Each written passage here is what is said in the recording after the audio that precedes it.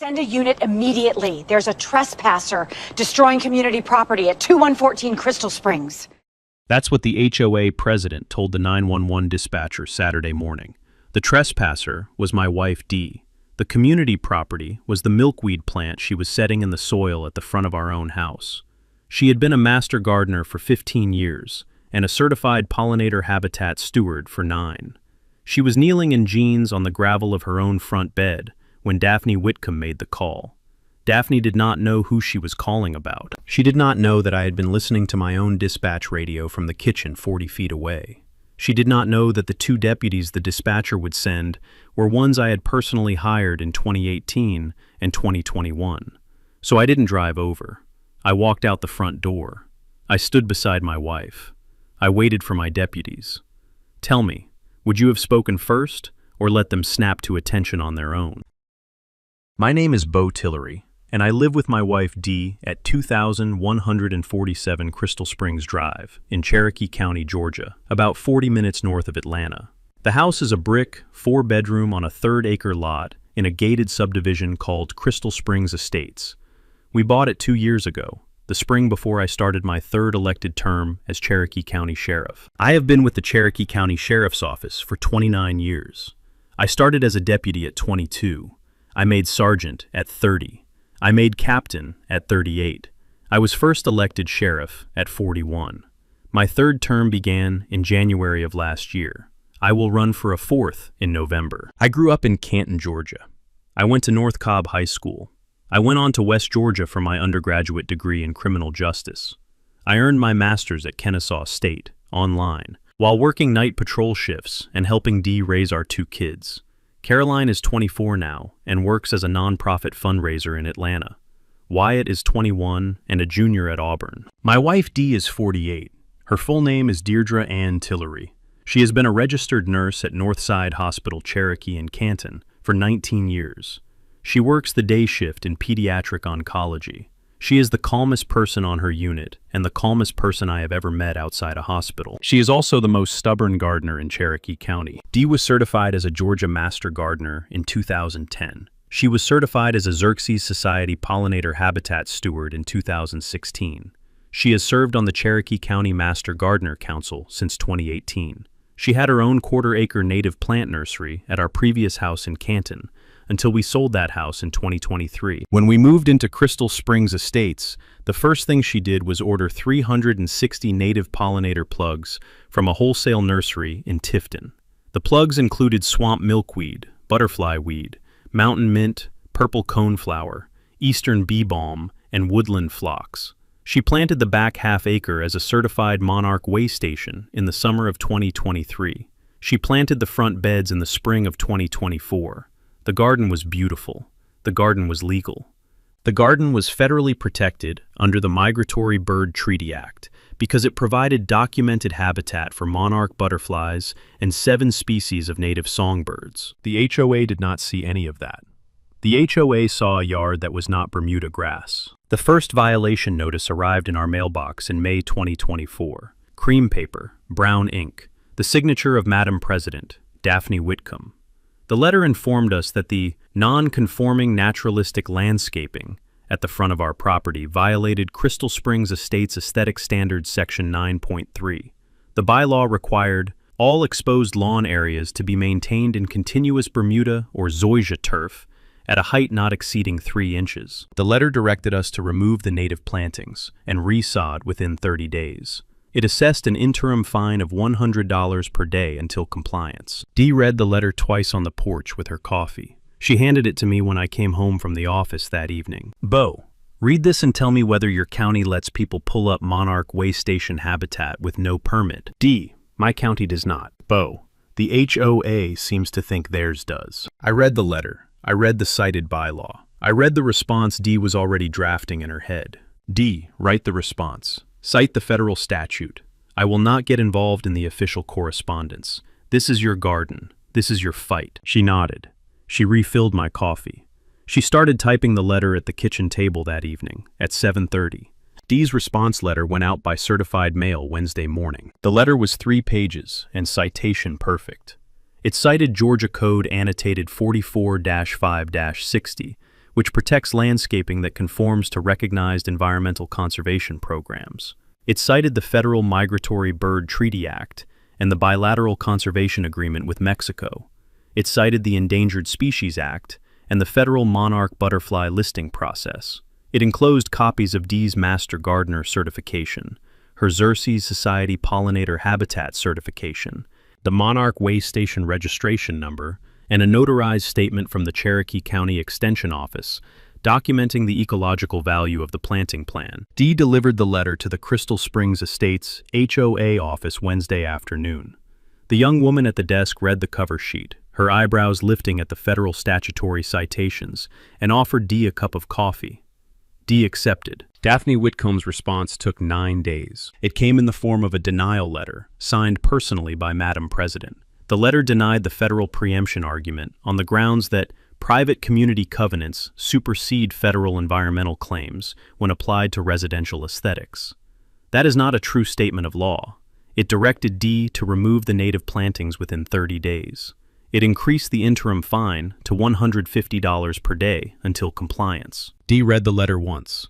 She drove down to the Cherokee County Extension Office on her lunch hour and met with the Master Gardener supervisor, a woman named Cosima Drennan. Cosima had been an extension agent for 31 years. Cosima read Daphne's letter twice. Dee, this is one of the worst legal arguments I have ever read in 11 years of HOA disputes. We are going to back you. The Cherokee County Master Gardener Council will issue a formal letter Friday. The Master Gardener Council letter went out Friday afternoon.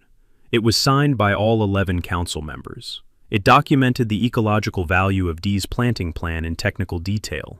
It cited 14 separate Georgia, federal, and international conservation statutes that applied. It offered to provide an expert witness in any administrative or legal proceeding the HOA wished to initiate. Daphne Whitcomb did not initiate any proceeding. Daphne escalated. The next monthly issue of the Crystal Springs Estates Community Newsletter, a glossy production Daphne wrote and edited herself, contained a one-page editorial titled Maintaining the Aesthetic Character of Crystal Springs in a Changing Era. The editorial did not name us. It did not need to. It described an unnamed front yard owner whose weed-style overgrowth was depressing surrounding property values and attracting pests. It urged the community to stand united for the established standards that protect every family's investment. Dee read the newsletter on the front porch with her coffee. She handed it to me when I came home from the office that evening. Bo, she's calling the monarch caterpillars pests. She is. Bo, are you going to do anything? Dee, I cannot get involved in the official correspondence. I can sit on this porch with you. I can watch the cameras at our front gate. I can stay out of your way. Bo, that is exactly what I need you to do. The next Saturday, Daphne walked across the cul-de-sac with a clipboard at 9 in the morning. Dee was in the back, planting more milkweed plugs. I was in the kitchen with my coffee and the dispatch radio. Daphne knocked on the front door. Dee did not answer immediately. Daphne knocked again. I watched on the doorbell camera. When Dee finally walked around from the backyard with dirt on her gardening gloves, Daphne held out the clipboard. Mrs. Tillery, I need you to sign an acknowledgement that the daily fine has reached $4,500 and that the HOA will be filing a lien against the property at the 60-day mark. Mrs. Whitcomb, I am not signing anything. The fine is unenforceable. The bylaw is preempted by federal law. You have my certified mail letter and the Master Gardener Council letter. Have a nice morning. Dee turned around and walked back to the backyard. Daphne stood on our front porch with her clipboard for a long second. She did not knock again. She walked back across the cul-de-sac to her own house at 2152. I watched her go. By the second weekend in August, Daphne Whitcomb had personally walked across the cul-de-sac 11 times. Each visit was a different pretext. The first was the lien acknowledgement. The second was a neighborly conversation about community spirit. The third was a request for voluntary compliance pending appeal. The fourth was a printed petition Daphne had circulated among 12 other Crystal Springs households who had agreed, under Daphne's polite social pressure, to sign a statement supporting the HOA's enforcement action. The fifth was an offer to personally arrange and pay for the resodding if Dee would sign a release. Dee did not sign a release. The seventh visit was different. Daphne brought her husband Hayden Whitcomb that time. Hayden ran a regional commercial landscaping company called Whitcomb Premier Landscapes. Hayden's company held the contract to maintain every common area lawn at Crystal Springs Estates. Hayden suggested, in soft, business-like tones, that his crew could handle the conversion at no cost to the family the following Tuesday morning. Dee thanked him.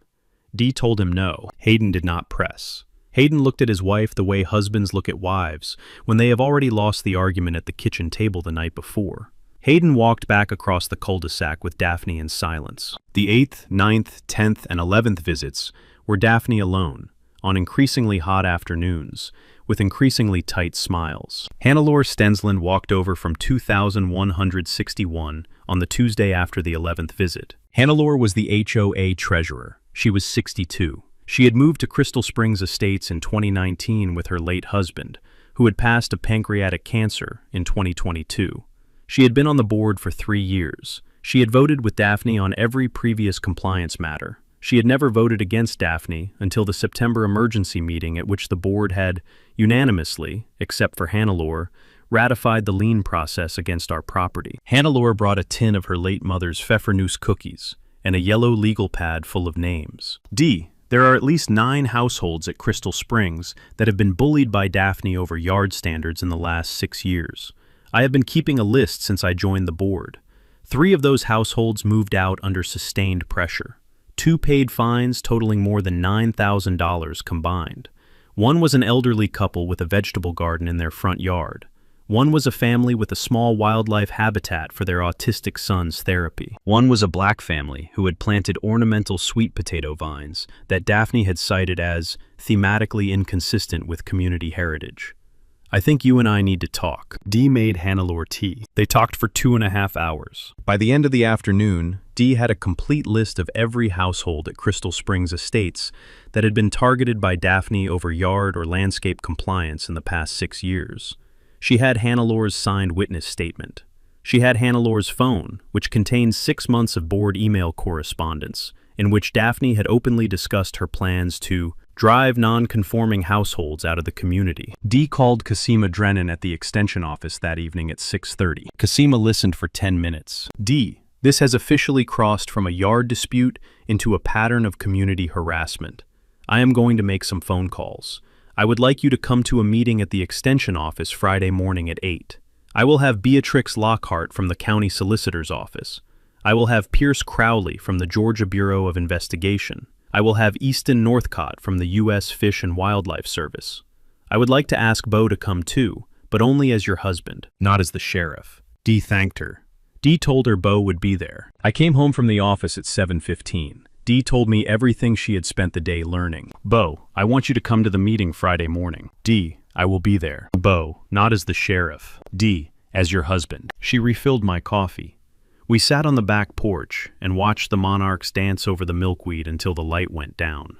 The Cherokee County Cooperative Extension Office on Marietta Highway opened at 7:30 Friday morning. Cosima Drennan met us at the front door at 7:45 with 3 thermoses of coffee. Beatrix Lockhart from the Cherokee County Solicitor's Office arrived at 7:52. She was 46. She had been a county prosecutor for 19 years. She had been the lead solicitor for 4. She had a reputation in North Georgia for handling HOA cases with a quiet, careful patience that made HOA presidents wish they had not picked the fight. Pierce Crowley, from the Georgia Bureau of Investigation, arrived at 7:58.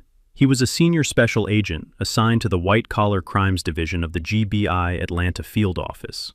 He had personally prosecuted 4 HOA financial fraud cases in North Georgia counties since 2019. Easton Northcott from the U.S. Fish and Wildlife Service Atlanta Field Office arrived at 8:03. He was a senior environmental compliance investigator. He had spent the previous 12 years enforcing the Migratory Bird Treaty Act and federal pollinator habitat protection statutes across the southeastern United States. The 5 of us sat at the long conference table at the back of the extension office. Dee laid out everything: the certified letter chain with the HOA, the Master Gardener Council letter, Daphne's 11 personal visits, Hannelore Stensland's signed witness statement, the list of 9 other targeted households, the board email correspondence, the newsletter editorials, the lien threat, Daphne's husband Hayden's commercial landscaping interest in the HOA's compliance enforcement. Easton Northcott spoke first. Mrs. Tillery, The federal preemption argument is unambiguous. The Migratory Bird Treaty Act and the federal monarch listing process protect your front yard plantings against any private community enforcement action. The HOA cannot legally fine you a single dollar. We can file a federal notice of violation against the HOA on environmental grounds within 10 business days. Pierce Crowley spoke second. On the GBI side, the financial pattern is more interesting. Daphne Whitcomb is paid as HOA president. Her husband's commercial landscaping company holds the exclusive HOA contract. The fines collected from targeted households over 6 years have flowed through accounts that need to be examined under Georgia Code Title 16, Chapter 9, on commercial bribery and fraud against community trust. Beatrix Lockhart spoke third. On the county side, I am prepared to open a formal investigation of the Crystal Springs Estates HOA financial practices and discrimination patterns. I am prepared to coordinate with the GBI, the Fish and Wildlife Service, and the Federal Fair Housing Act Enforcement Office at HUD Atlanta on a multi-agency action. Cosima Drennan spoke fourth. On the Extension Office side, the Master Gardener Council is prepared to issue formal expert witness reports and to mobilize the Cherokee County Volunteer Corps to physically protect your garden if Daphne attempts any direct removal action. I sat at the end of the table and listened. Beatrix Lockhart looked at me last. Sheriff, I have not asked anything of you yet. I would like to ask one thing now. When the time comes for the multi-agency action, I would like the Cherokee County Sheriff's Office to assist with formal service. Not because the sheriff is involved in your wife's case, because the Sheriff's Office has jurisdiction over criminal trespass, harassment, and assault complaints, and the pattern Daphne Whitcomb is establishing may eventually rise to those charges. I thought for a long second. Beatrix. The Cherokee County Sheriff's Office will respond to any 911 call from any address in this county exactly the way it has always responded. I will not assign deputies to my own neighborhood for any reason. I will not interfere with normal dispatch protocols. If any deputy is dispatched to my house for any reason, that deputy will report to Captain Reggie Strathmore, not to me. Captain Strathmore will report to the solicitor's office, not to me. Beatrix nodded. That is exactly what I was going to ask. Easton Northcott set his coffee down. Folks, I would like to file the federal notice of violation by next Friday. I would like to have the GBI investigation open by the following Monday. I would like to have the solicitor's office formal investigation open by the following Wednesday.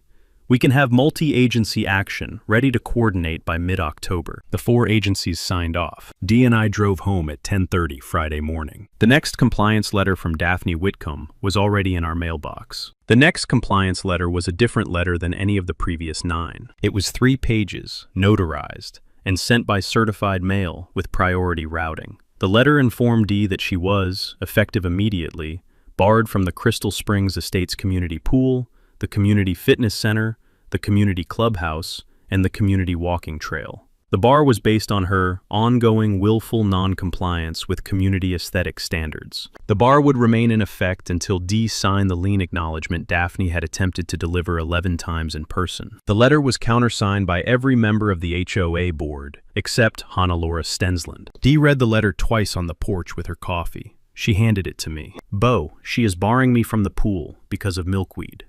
D. She is barring you from the pool because she is losing the argument, and she does not know what else to do. Bo. Caroline was supposed to come up next weekend with her boyfriend. We were going to take them to the pool. D. I will explain it to Caroline. Pierce Crowley called me at the office Monday morning at 9. Sheriff, we need to expand the GBI investigation beyond Crystal Springs Estates. Pierce, tell me. Daphne Whitcomb is the HOA president of Crystal Springs Estates. She is also the paid compliance consultant for 3 other HOAs in Cherokee County under a personal services arrangement. The 3 other HOAs are Northwood Glen, Hickory Trace, and River Mill Crossing. The financial pattern across all 4 communities is identical. Hayden's Commercial Landscaping Company holds the exclusive turf maintenance contract at all 4. The HOA compliance fines collected against targeted households at all 4 have flowed through the same shell accounts. The total billed fines across the 4 communities over 6 years exceed $340,000. Hayden's company has billed an additional $1.1 million in remediation services at the same 4 communities over the same period. I sat very still in my office. Pierce, How many other targeted households? Sheriff, we have identified 23. 6 were elderly residents with food gardens. 4 were families with disabled children whose accommodations were fined as aesthetic non-conformance. 3 were black families whose plantings were cited as thematically inconsistent. 2 were Hispanic families whose front yard altars were cited as religious display violations.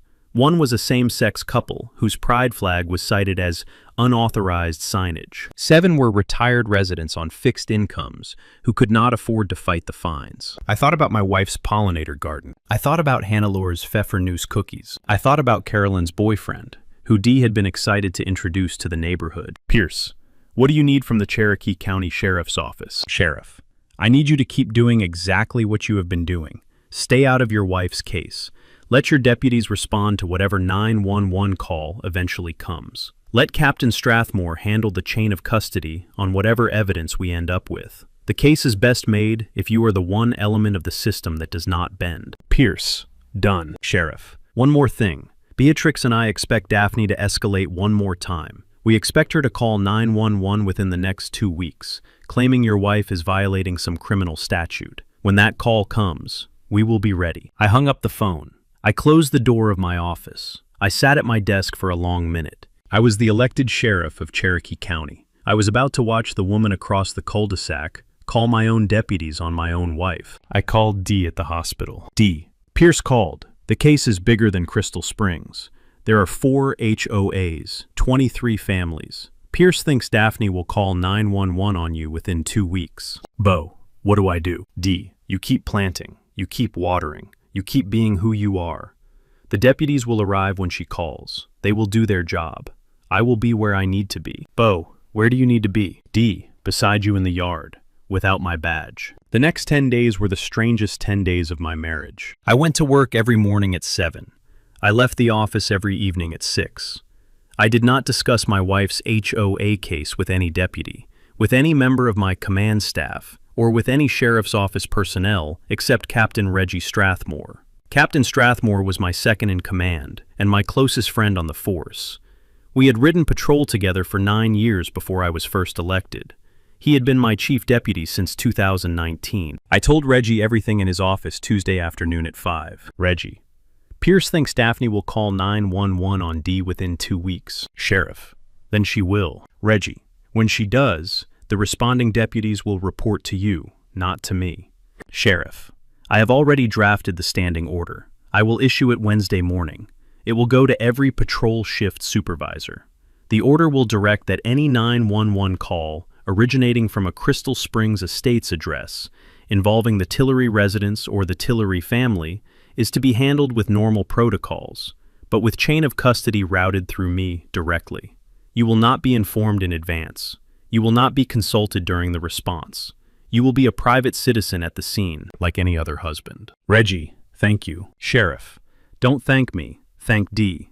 She is the one who is going to be in the yard when they pull up. Pierce Crowley and Beatrix Lockhart and Easton Northcott met 3 times the following week at the extension office. Cosima Drennan attended every meeting. Hannelore Stensland attended the second and third. The team finalized the multi-agency federal notice of violation. They finalized the GBI financial fraud preliminary report. They finalized the county solicitor's discrimination pattern complaint. They finalized the warrants. They prepared the protective coordination for the moment Daphne placed the 911 call. By the end of the second week, every piece was in place except Daphne's call. Dee planted 40 more milkweed plugs the second Saturday morning at 8. She wore the wide-brimmed straw hat I had bought her at the Cherokee County Master Gardener plant sale in 2017. She wore her husband's old Carolina blue Carolina Tar Heels t-shirt that had a small bleach stain near the collar. She wore the gardening gloves Caroline had given her for Mother's Day in 2021. I made coffee at 7:30. I sat at the kitchen table with the dispatch radio on low, listening to the routine Cherokee County morning chatter, a traffic stop on Highway 20, a welfare check at a nursing home in Canton, a noise complaint at a construction site in Holly Springs. At 10:08 Saturday morning, the dispatch radio went quiet for 1 full second. Then it crackled. Cherokee Central to all units in Sector 4. Possession or vandalism of community property reported at 2147 Crystal Springs Drive. Caller advises ongoing situation. 2 units to respond. Code 2. The address was my address. I set my coffee down on the kitchen table. I did not pick up the radio. I did not call the dispatch.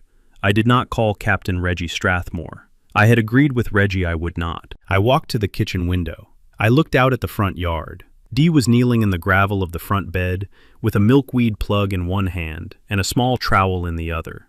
Her straw hat was tilted forward against the morning sun. Daphne Whitcomb was walking across the cul-de-sac toward our front lawn, with her cell phone still pressed to her ear. Behind Daphne walked her husband Hayden. Behind Hayden walked the HOA Vice President Tatum Bridgewater. Behind Tatum walked Caspian Pendarvis from the secretary's seat. 4 adults from the HOA board, walking across our cul-de-sac toward my wife on a Saturday morning at 10:09. I picked up my service belt from the kitchen counter. I did not put it on. I set it back down on the counter. I walked out the front door without my badge. I stood beside my wife. Dee looked up from the milkweed plug. "Hi, sweetheart." "Hi, Dee. You're not at work." "Dee, I am at home today." She set the plug down in the soil. She patted the dirt around it. She stood up. She brushed off her gardening gloves. Daphne Whitcomb walked up the front walk with the phone still pressed to her ear. "Mrs. Tillery, you need to step away from the planting bed and step into the cul-de-sac. We have called the sheriff." Dee did not step anywhere. "Mrs. Whitcomb, I do not need to step anywhere. This is my front bed. This is my plant. This is my soil. You are standing on my walk." "Mrs. Tillery, step into the cul-de-sac." Hayden Whitcomb walked up the front walk behind Daphne. His face was the face of a man who had said no to his wife at the kitchen table the night before and lost the argument again. He stopped 6 feet behind Daphne and did not say anything. Tatum Bridgewater walked up the front walk behind Hayden. Tatum was 58, a regional commercial real estate developer, and the HOA vice president. He had a clipboard and a small video camera. Caspian Pendarvis walked up behind Tatum. Caspian was 44, a sales manager at a luxury auto dealership in Roswell, and the HOA secretary. He had nothing in his hands. His eyes did not look comfortable. Daphne held up the phone. "Mrs. Tillery, the sheriff is dispatching units. You can either step away from the planting bed voluntarily, or you can be arrested for community property vandalism." I stepped forward beside my wife. I was in jeans, a Carolina blue Carolina Tar Heels t-shirt that matched the one Dee was wearing because we had bought matching shirts at the 1995 ACC tournament, and the Cherokee County Sheriff's Office gym socks I had been wearing around the kitchen all morning. I did not have my badge. I did not have my service weapon. I did not have my radio. I had a coffee cup in my left hand. Daphne saw me for the first time. She had seen me before, of course. She had seen me 11 previous times in the past 4 months when she had walked across the cul-de-sac to harass my wife. She had never seen me on the front lawn, standing beside my wife, while she was on the phone with 911. She squinted at me. "Mr. Tillery, you should also step into the cul-de-sac. You are interfering with an official HOA enforcement action." "Daphne, I am Beau Tillery. I live at this address. I am standing in my own front yard with my own wife. I am not interfering with anything. I am drinking coffee." "Mr. Tillery, please step into the cul-de-sac. The sheriff has been called." "Daphne, the sheriff has indeed been called. 2 deputies are dispatching from the Canton substation. Their estimated arrival time is approximately 7 minutes. I would like you to remain on my front lawn for the duration of those 7 minutes. I would like you to keep telling me about my wife's planting bed." Daphne's face did something complicated. Hayden Whitcomb took a small step backward. Tatum Bridgewater set his clipboard down on the gravel. Caspian Pendarvis turned and walked back across the cul-de-sac to his own house at 2178 without saying a word. Dee looked at me. She did not say anything. She picked up another milkweed plug. She knelt back down in the planting bed. She set the plug into the soil with her trowel. She patted the dirt around it. The monarch caterpillar she had been watching for 3 days crawled across her gardening glove and onto the new milkweed plant. Daphne stood on our front walk with her phone still pressed to her ear and her face slowly losing its color. The first siren in the distance came in from Highway 20 at 10:13 Saturday morning. The second siren came in from Marietta Highway 30 seconds after the first. I sipped my coffee.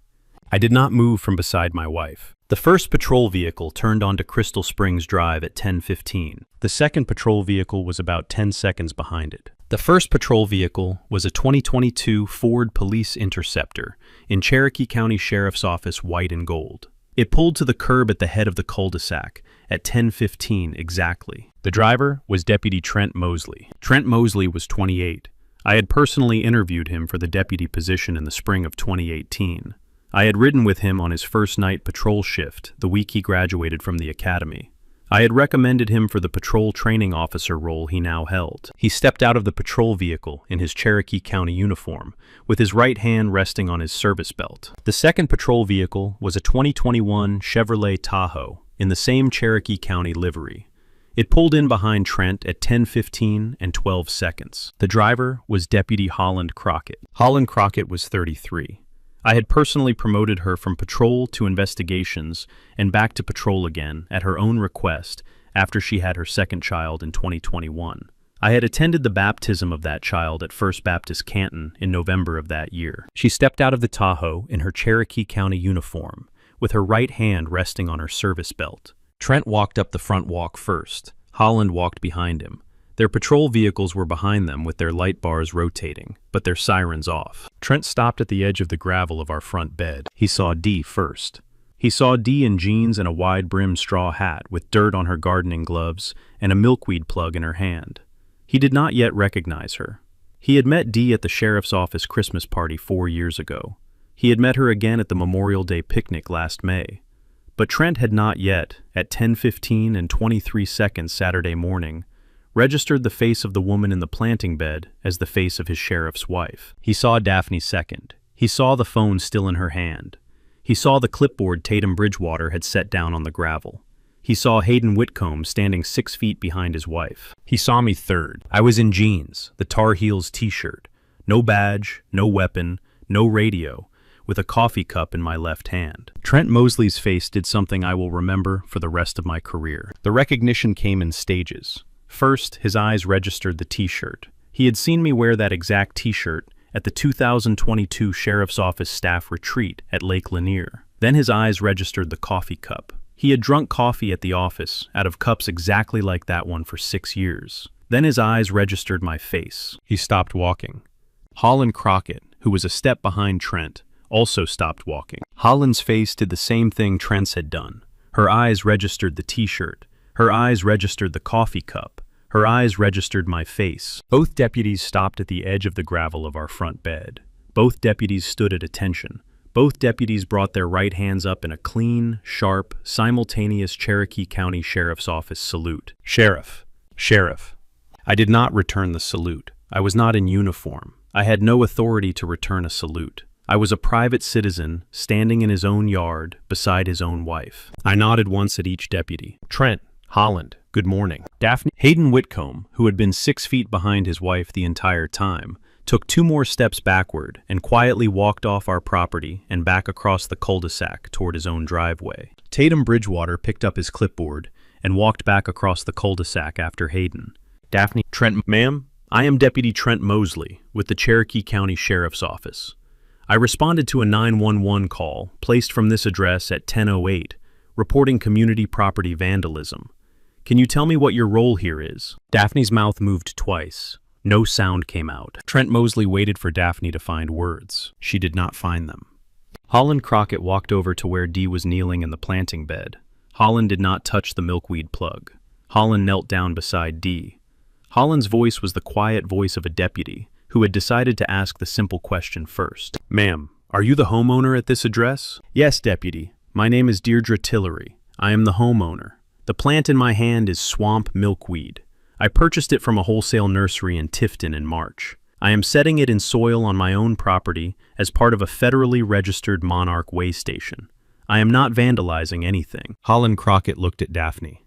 Ma'am, I am going to need to see your identification. I am also going to need a statement from you about the basis for the 911 call you placed at 10:08. Daphne's mouth moved a third time. This time, it produced a sound. My name is Daphne Whitcomb. I am the president of the Crystal Springs Estates Homeowners Association. The plant Mrs. Tillery is setting in the soil violates Section 9.3 of the community bylaws. The HOA has been pursuing compliance enforcement for 4 months.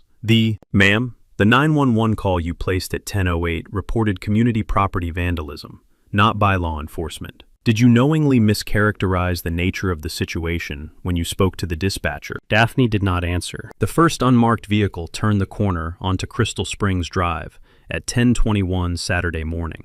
It was a black Ford Escape with Cherokee County Solicitor's Office plates. Beatrix Lockhart was driving. Beatrix parked behind Holland Crockett's Tahoe. Beatrix walked up the front walk in a charcoal pantsuit with a leather courier bag over her right shoulder. The second unmarked vehicle was a maroon Chevy Suburban with Georgia Bureau of Investigation plates. Pierce Crowley was driving. Pierce parked behind Beatrix. Pierce walked up the front walk in plain clothes with a manila folder. The third unmarked vehicle was a green Ford Explorer with U.S. Fish and Wildlife Service plates. Easton Northcott was driving. Easton parked behind Pierce. Easton walked up the front walk in a federal khaki uniform with the FWS shoulder patch. The fourth vehicle was a white WXI ATV satellite truck. It parked at the curb across the street. Imogen Hollister stepped out with two camera operators. Imogen had been a senior assignment producer at WXIA Atlanta for 15 years. She had personally covered 11 of my Cherokee County Sheriff's Office press conferences. Beatrix Lockhart stopped 6 feet from Daphne Whitcomb. Mrs. Whitcomb, I am Beatrix Lockhart, Cherokee County Solicitor.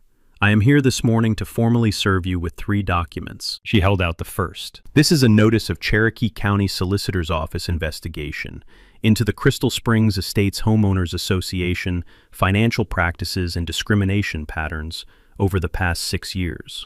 This is a notice of Georgia Bureau of investigation into the financial relationship between the Crystal Springs Estates Homeowners Association compliance fines and Whitcomb Premier Landscapes commercial revenues over the past 6 years. Easton Northcott held out the third. This is a federal notice of violation issued by the United States Fish and Wildlife Service against the Crystal Springs Estates Homeowners Association for attempted enforcement actions that violate the Federal Migratory Bird Treaty Act and federal pollinator habitat protection statutes. Daphne did not take any of the documents. Trent Mosley stepped forward. Ma'am, beyond the civil and administrative actions just served, the Cherokee County Sheriff's Office is opening an investigation into the false 911 call placed at 10:08 this morning. Filing a false police report under Georgia Code 161026 is a misdemeanor. You are not under arrest at this time. You will be receiving a formal interview request within 48 hours. Imogen Hollister's WXIA cameras were rolling. I stepped forward, quietly, beside my wife. I did not raise my voice. Daphne, 2 of my deputies just saluted me on my own front lawn. 3 state and federal agencies just served you on the same lawn. The cameras are rolling. The fines are unenforceable. The garden is staying. None of this had to happen. She set it back into the soil. The monarch caterpillar she had been watching crawled across her gardening glove and onto the new plant. The state criminal indictment of Daphne Whitcomb came down 4 months later. Filing a false police report.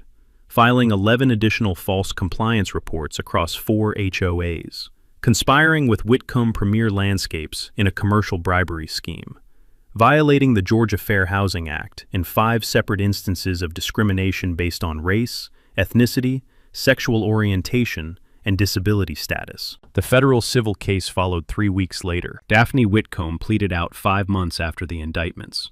28 months in state custody, 3 years of supervised probation, full restitution of $348,000 to the 23 affected families across 4 communities. Permanent bar from holding any HOA officer position in the state of Georgia. The Crystal Springs Estates Homeowners Association called a special election the month after the federal settlement. Hannelore Stensland ran unopposed for HOA president. She won by acclamation. Her first official act was to dissolve Section 9.3 of the bylaws. She replaced it with a 1-paragraph clause requiring the board to comply with all federal Environmental and Fair Housing Act protections. The other 3 HOAs Daphne had managed reformed their own governance within 6 months. The compliance fines collected over 6 years were refunded to every targeted family. D received a personal civil settlement of $172,000 from the consent decree allocation. Each of the other 22 affected families received between $40,000 and $95,000. Dee and I used most of our settlement on one project. The Dee Tillery Pollinator Garden Trust opened its doors in Canton in March. The trust does three things. It plants and maintains certified pollinator gardens at any Cherokee County home, school, church, or community center, free of charge. It funds an annual environmental science scholarship for 2 graduating Cherokee County seniors pursuing degrees in horticulture, conservation biology, or environmental law. And it provides free legal aid to any North Georgia family whose pollinator garden is challenged by an HOA. Dee chairs the board. I won the November election with 67% of the vote. Carolyn came up from Atlanta the second weekend of October with her boyfriend, whose name is Wesley. Carolyn introduced Wesley to Dee in the front yard, beside the milkweed bed. That evening, Carolyn told Dee that Wesley had proposed on the front porch, with the monarchs dancing over the bed. We started something else, too. The first Saturday of every September is now the Cherokee County Monarch Festival at our front yard. We open the gate. We pull out the long tables under the pin oaks. The Master Gardener Council runs the seedling exchange. Hannelore Stenslin runs the Pfeffernuss cookie table. Captain Reggie Strathmore runs the kid wagon ride along the safe stretch of the cul-de-sac. About 500 neighbors come through every September now. Last September, a kid about 10 years old asked me whether the milkweed plant in the front bed was the one from the news video. I told him it was. He asked me if his school could plant a monarch way station.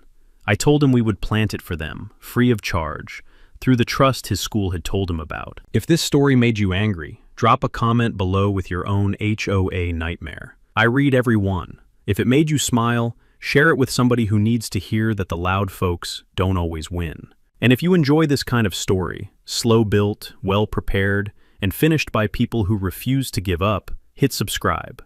The next one is about an HOA Karen who told a Vietnam veteran his American flag had to come down. The retired JAG officer next door had been quietly photographing every notice for 14 months. I'll see you next week. What gets me about Tabitha Worshman isn't the greed, it's the timing. She knew exactly what she was doing when she sent that flatbed at 5:32 on a Saturday morning. She knew there was a wedding arch in that truck bed. She knew her neighbor was about to walk his fiancée down an aisle her father had spent 2 years in physical therapy to walk her down. She did it anyway. That is what these schemes always come down to. People who have been told no for so long that they no longer recognize a wedding day when they see one. What broke her wasn't the multi-agency walk to the door. It wasn't even the 15-month expired commercial towing license.